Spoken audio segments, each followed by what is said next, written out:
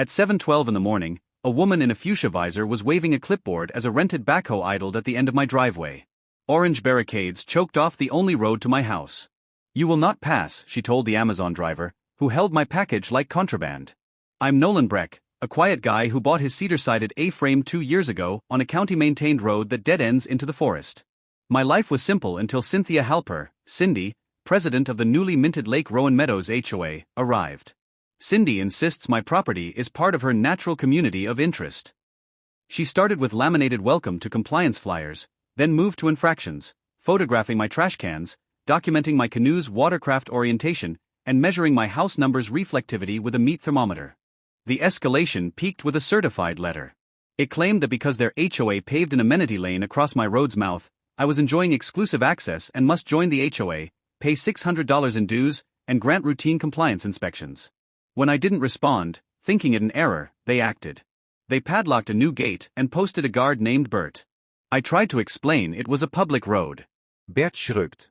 Cindy then called the sheriff on me for trespassing across association infrastructure when I walked out for groceries. She also emailed the fire department, claiming I was storing combustible materials, firewood under a tarp, near residential zones. The deputy who showed up 3 days later was accompanied by a county engineer and a fire marshal. They all shared the same weary, "Is this lady serious?" face. The county engineer unrolled a map and tapped a yellow line. This is a dedicated county right-of-way, established in 1983. They can't just block it. The fire marshal added that the gate violated Fire Code 503, in a wildfire, I'd be trapped. Then I showed them the drone footage Cindy posted to Nextdoor. It clearly showed her stepping over my fence, peering into windows, and trying my door handle. "Criminal trespass on camera," the deputy noted. I told him I just wanted my driveway back. County crews arrived the next morning with bolt cutters, a front-end loader, and an air of professional annoyance. Snip. The padlock went first. They attached chains to the gate and pulled it clean out of the ground. The HOA's decorative median got scooped up and dumped into a truck. The deputy read Cindy her rights regarding the trespass complaint.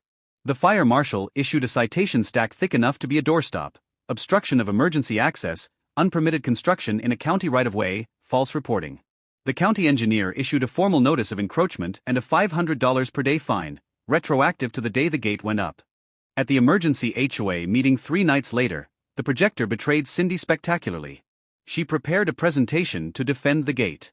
I sat in the back. She clicked to a slide showing a plat map with the gate marked in red. When she zoomed in, someone in the front row said, "Wait, is that MS Paint?" The room went quiet.